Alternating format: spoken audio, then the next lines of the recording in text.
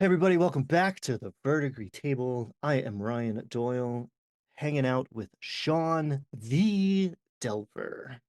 Howdy.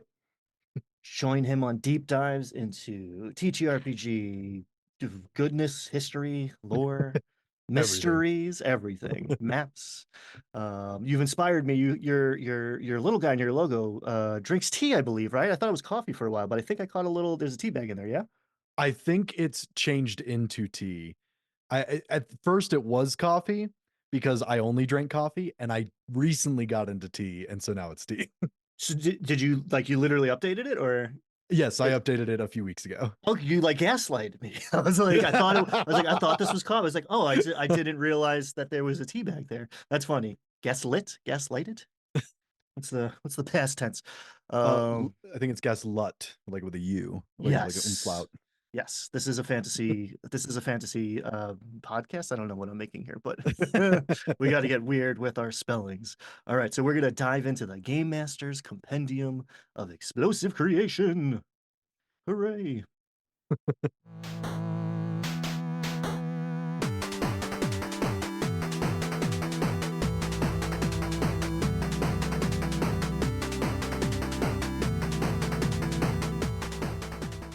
All right. So you have, I believe, oh, let me get this to fit.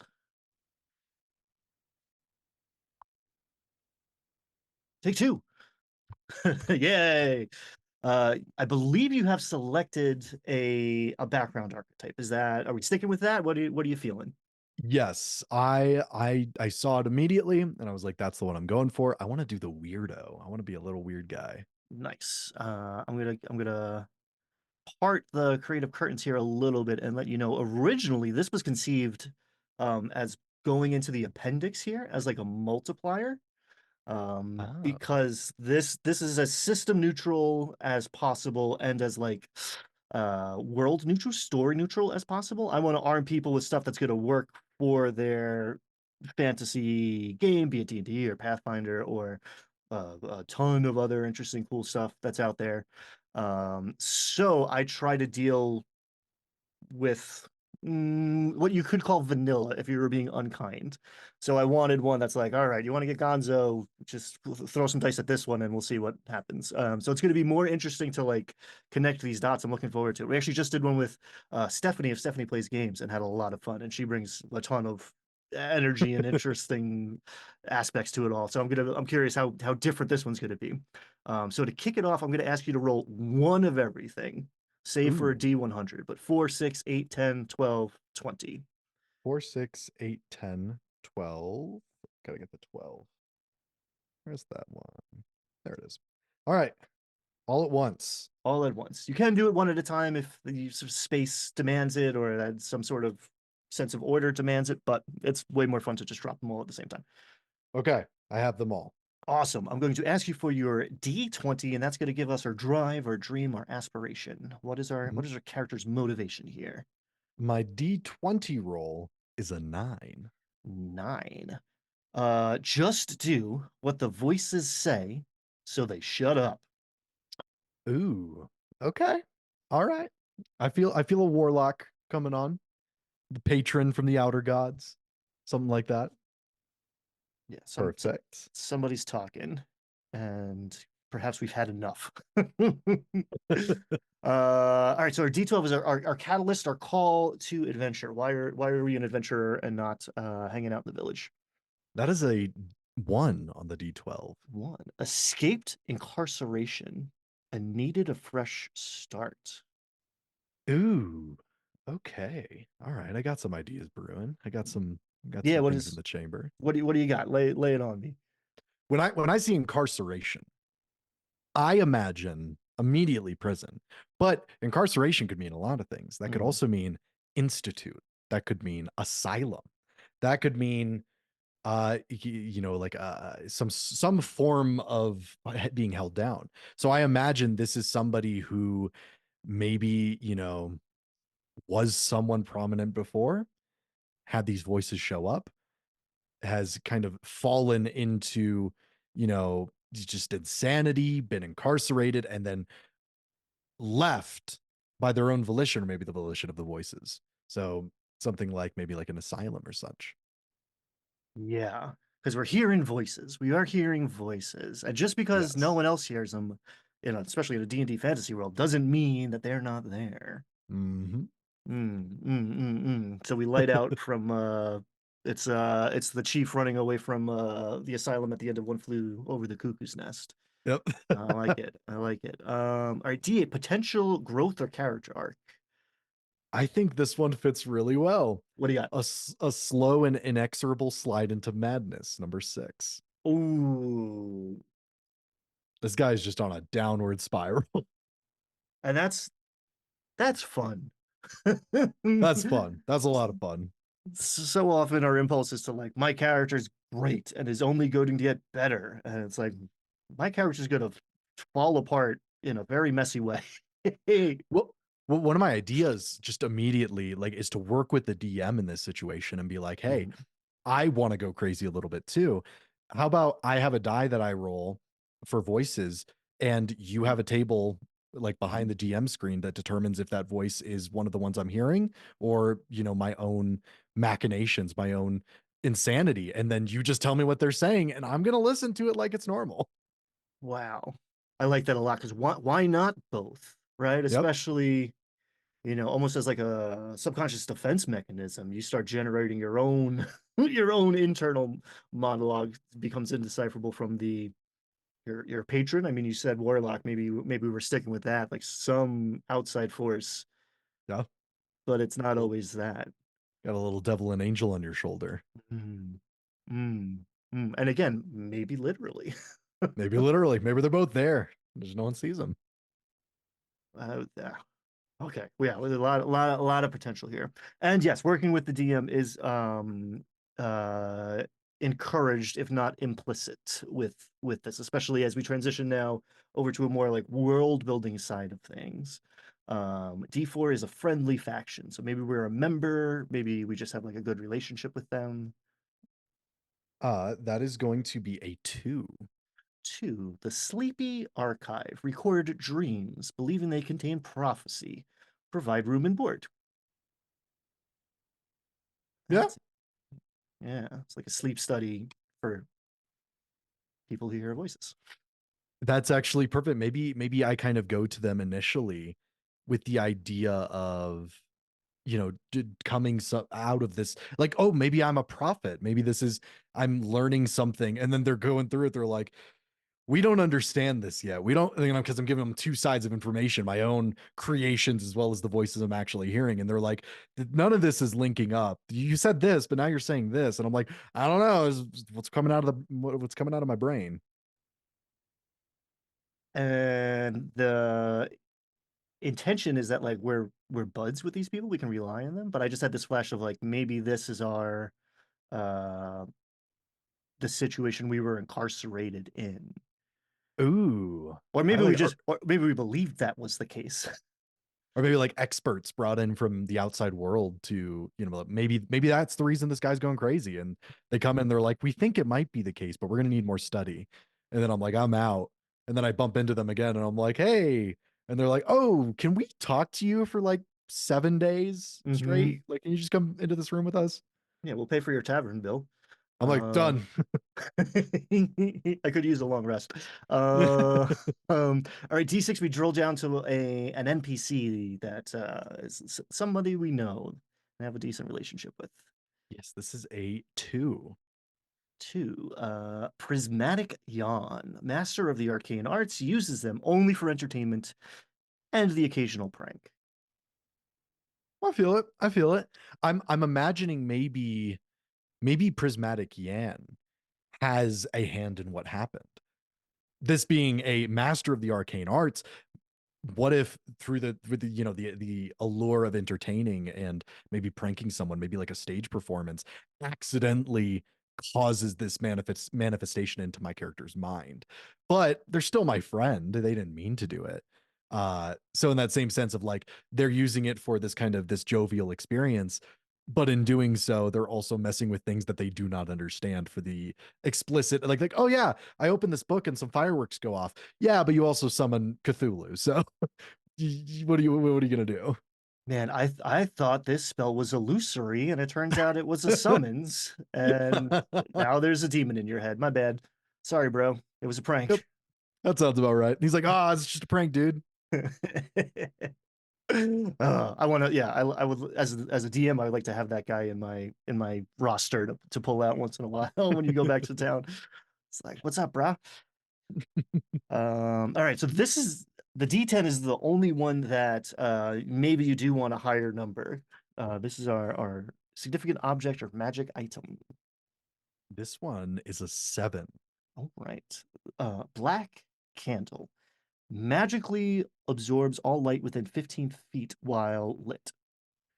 Oh, okay. It's the what's it called? The Dumbledore's Yeah, he's like got like a is lighter, a like a lighter. lighter. Yeah, yeah, yeah, yeah. Okay, yeah. I think this is probably how he escaped. This is probably actually, I love this idea. This is probably the first physical machination of these voices. He is brought to find this and he's like, how else would I have found this without these voices? And this is getting him to like trust and believe in it. Maybe he finds this black candle in order to help him facilitate his escape from this incarceration. He uses it to maybe like dim the lights or take him out so that he's able to sneak out of the facility. Yeah, I really like that. And you just gave me this like flash of like an Ebenezer Scrooge type, like bounding out of like an upper story window of the Sleepy Archive with like, yeah, exactly, with a little candlestick holder and the sleeping cap from the sleep study to try to figure out why like half of what this guy says in his sleep is like incredibly prophetic and half is total nonsense. Um, I like that on a a lot. on a completely side note, one of my characters that I'm playing right now, Oila, who is a bard rogue, whenever he is long resting, he canonically is wearing the Ebenezer Scrooge like sleeping gown and the hat and like carries a candle, even when we're like in the dead of like a forest. I need my beauty rest. How do you do it? All right, so that's the character side of things. Do you have any inclination as far as like species goes? Are we happy with Warlock? Are we going to drill down to a subclass? What if else we do you were think? if we were pushing into D&D 5e, I would definitely go warlock.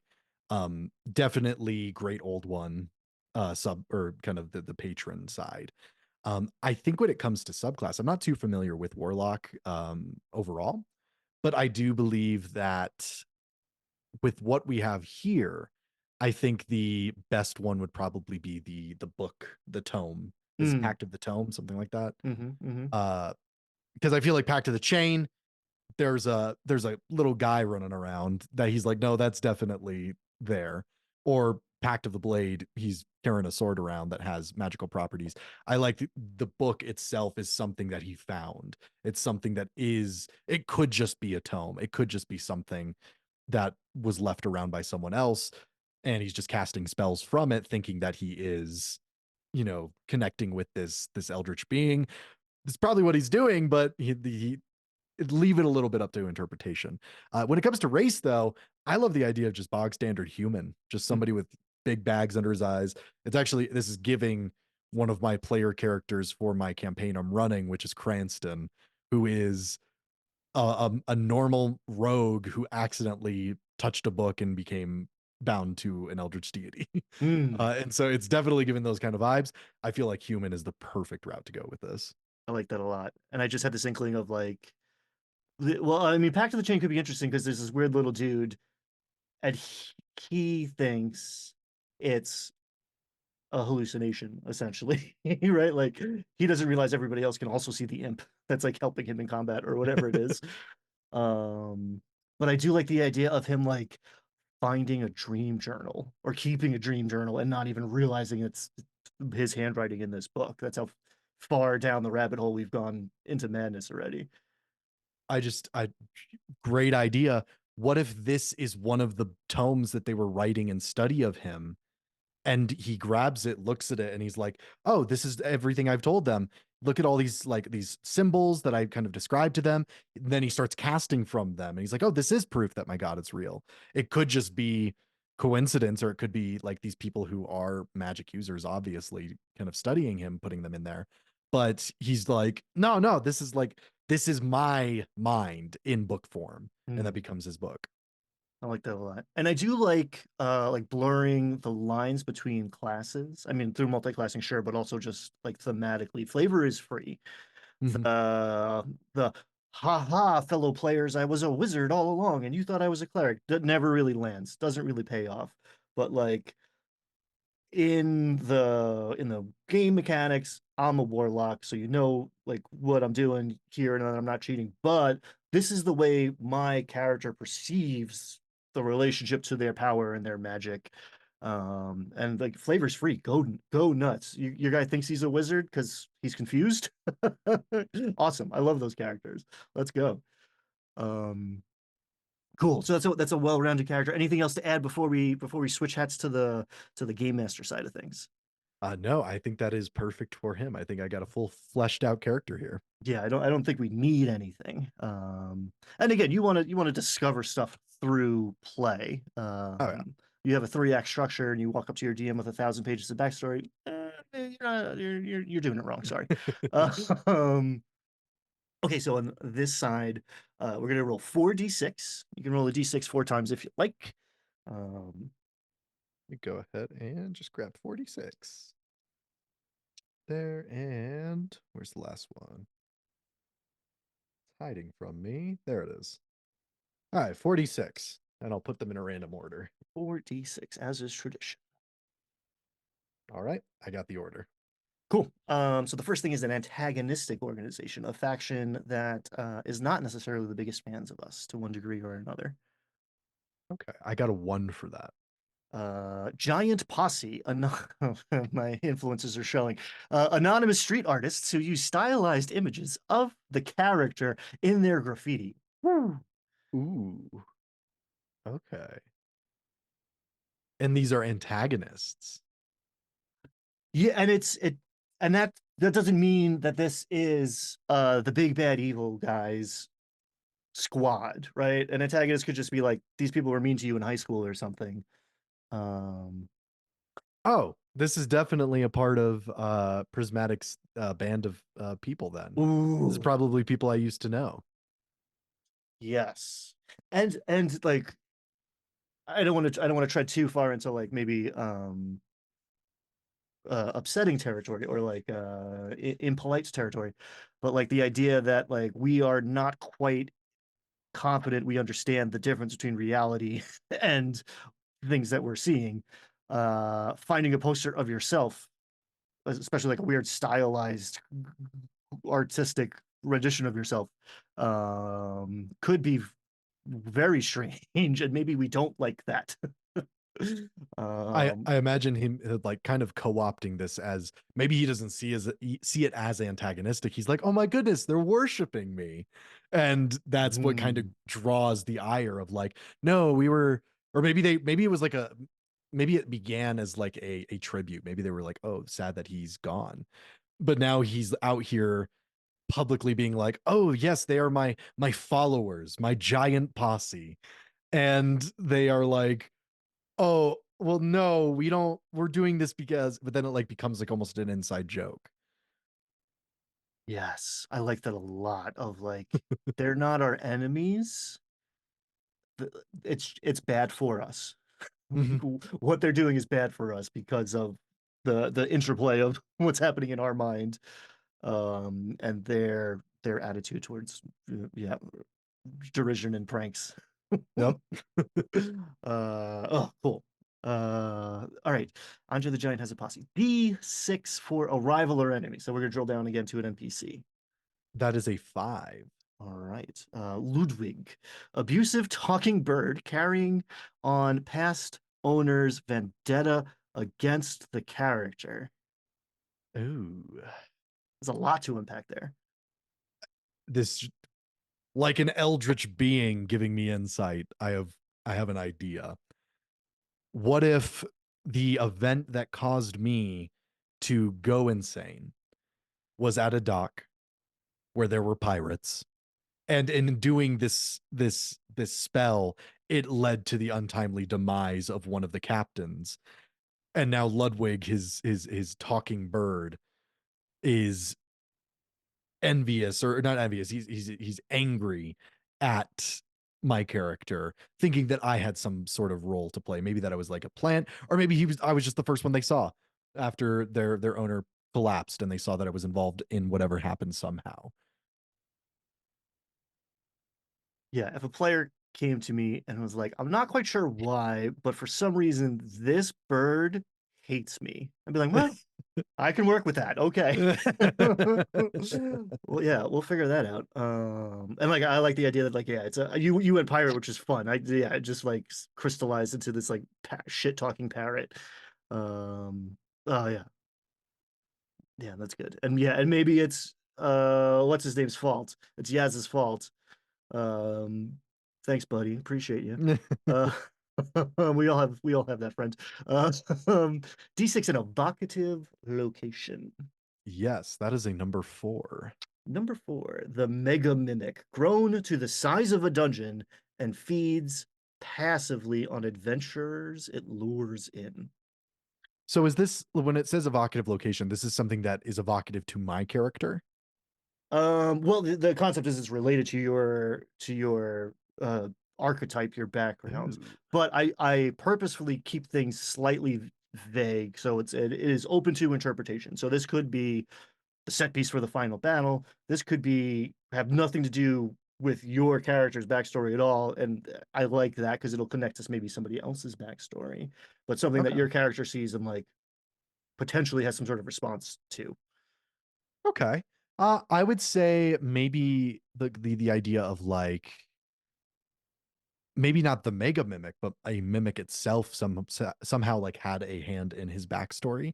I'm thinking of something like simple, like maybe he began as an adventurer and his entire party got killed by a single mimic except for him, and he ran off.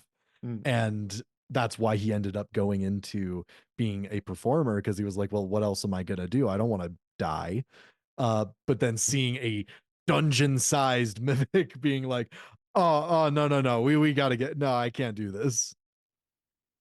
And it's kind of assumed that like, oh yeah, everyone knows what a mimic is, but like if you came back from some like I don't know, some spooky or haunted house and like everyone you went in there with is gone, and you're like the armoire ate them, it's not necessarily going to be accepted as true on the face Yep. of it. When you're like, I don't know that the armor ate my friends. It's like, oh, I'm pretty sure he killed those guys. Like furniture doesn't tend to eat people. Um, I mean, if okay, I mean, we just got a gigantic mimic, so I don't know how we're gonna top that with a thematic monster. But what you get on the D6? I got a 3. Three, the cave angler uses a luminescent golden lure to attract prey towards its massive fanged mouth. I imagine, in attempting to draw what he imagines or has been or like seen or envisioned for what his patron would be, it would probably look like a massive fanged mouth, probably with a luminous gold lure. I'm thinking, in the sense of thematic, this is something he probably believes is a sign, or another servant of the same god. Hmm. I feel Hmm. like he would be a big fan of this thing and be like, "Look at that! Isn't that just incredible?" Like he's like, "I want to take that home." Yeah, love a good reversal of like, here's this horrible monster, and you're just like, "Ooh, cool." I'm like flipping through pages. I'm like, I'm pretty sure I have it in here somewhere. Yeah, it's you sketched it already. Well, I like that. I also had the idea of like this thing is like has a symbiotic relationship with our like gigantic mimic thing. Like it's like pulling people Ooh. in and like feeding on things that get caught in its teeth or whatever. Um Oh, I really like that. yeah, but there can be more than one of these things. Um cool. All right, so D20, the swingiest of dice. You always need more plot hooks and story seeds as a game master. If you're we were talking in the last episode about players kind of ignoring hooks sometimes and coming up with others. So, what do we got? We have number 8. Number eight, Everybody just kind of thought the cheese cult was harmless, so no one stopped their summoning ceremony. That's a departure. You Oh picked my weird. god. You picked weird. Make it fit, Sean. What do we got? I wouldn't be afraid of a cheese cult, but my character is probably terrified of the cheese cult. In the sense of, yeah, everyone else probably thinks they're harmless, but I have a feeling that maybe the reason he is being given these visions and kind of brought into this Eldritch God's party or his court is to stop this cheese cult because he knows what's going to happen, but no one else believes him or wants to help him. So it's an inevitable thing that is going to happen. It's going to summon a cheese monster. I love that. We're the only ones who are onto the cheese cult here.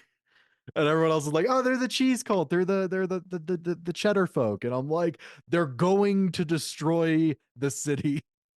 Please listen to me." But they make the sharpest provolone in town. What's the problem? Like what's They're it's so sharp. They're turning them into knives. Please listen to me. All right. I loved what we did, but I want to throw it all out so we can start again on the premise of cheese knife based character It's actually creation. it's actually my spellcasting focus, a cheese knife. Uh, Oh man. Okay, awesome. Weird and wild. It's delivered. But yeah, you tied that up in a nice bow there at the end. Good shit. Cool. Thank you so much. Let's go back to the big screen. Bum, bum, bum, bum. Yeah, thanks for hanging out with us today. That was a fun time. of course. Remind everybody where can they find you and what will they find if they go there? You can find me on YouTube at the Delver. You can find a lot of videos about the history of D&D or the history of YouTube D&D or fantasy or books or sometimes just ideas that I have for fantasy games in general. It's kind of a little all over the place, but it really comes down to talking about the hobby that we do in a more overview type of setting, kind of like the elements that go into it rather than the specific game mechanics. Although I delve into it here and there when I feel like it. Yeah, I find a good variety on your channel, and nothing's surface. You dive deep. You caught me in the last episode. Like I did not connect the dots of Delver thematically. I was like, oh, that's a cool name, but I didn't stop to think about like you go deep. You just did well, yeah, 4E. You did a video on 4E and like you cite your sources. You Yep. got a bibliography, man. Like there's a lot of people just saying stuff on the internet and you bring receipts. So That was definitely go check out Delver. What were you gonna say? I was just gonna say that was my big fear in making those kind of videos. I was like, I need to start citing my sources because I wouldn't believe half the shit I'm saying. Oh, that's the other. There's some crazy stuff in the history of this game. I mean, you do anything for 50 years, there's going to be some interesting things, but like, yeah, I don't. There's a recently published book. I'm sure you're familiar with of like the history of like the origins, and there's it's been getting a little bit of heat because there's some Gary Gygax quotes that are, let's say problematic. Very much so. Yes. That and Uh, the whole MAR Barker situation. I don't know if you're familiar with him. I don't Uh, think so. he created one of the early settings of D&D. I think it was Teclame or some Tecamel or something. And came out recently, I think he passed away, that he wrote a pro neo-Nazi book in like 2019, and then it came out that he actually had written one in the 90s under a different pseudonym for like, and when I say that, I don't mean like the generalized term. I mean specifically anti-Semitic literature. And like I was blown away. I was like, wow, not a lot of people know about that, although it's kind of like a known thing in a lot of the older community. That's interesting. Yeah, because I don't. That's not I mean, I've seen that like word written. I've never actually heard it said out loud before. Yep. But yeah, I mean, there's some weird shit out there. Just because someone made a cool thing doesn't mean that they are cool. Yep. There's a moment where Gary Gygax was like, I don't know why women aren't interested in playing this game with me. It must be that their brains are different. It's like, maybe it's you, bro. Oh, I don't know. thanks, Gary. I've had some real great time with women at my table. Yep. So I don't know. Where Half my table is women. yeah, oh, that's great. Yeah, my earliest games like it was more women than men. And yeah, just the idea. I don't know. That's a whole. We'll do a whole The other. whole We'll do another episode of that. Thank you so much for joining us. I look forward to you diving as deep as possible into the most problematic aspects of D&D. I'm going to read the comments on that one. In the meantime, there's much more fun and potentially interesting stuff on Delver. Go check it out. Thanks for hanging out with us today. Be kind, have fun, and yeah, we'll see you next time.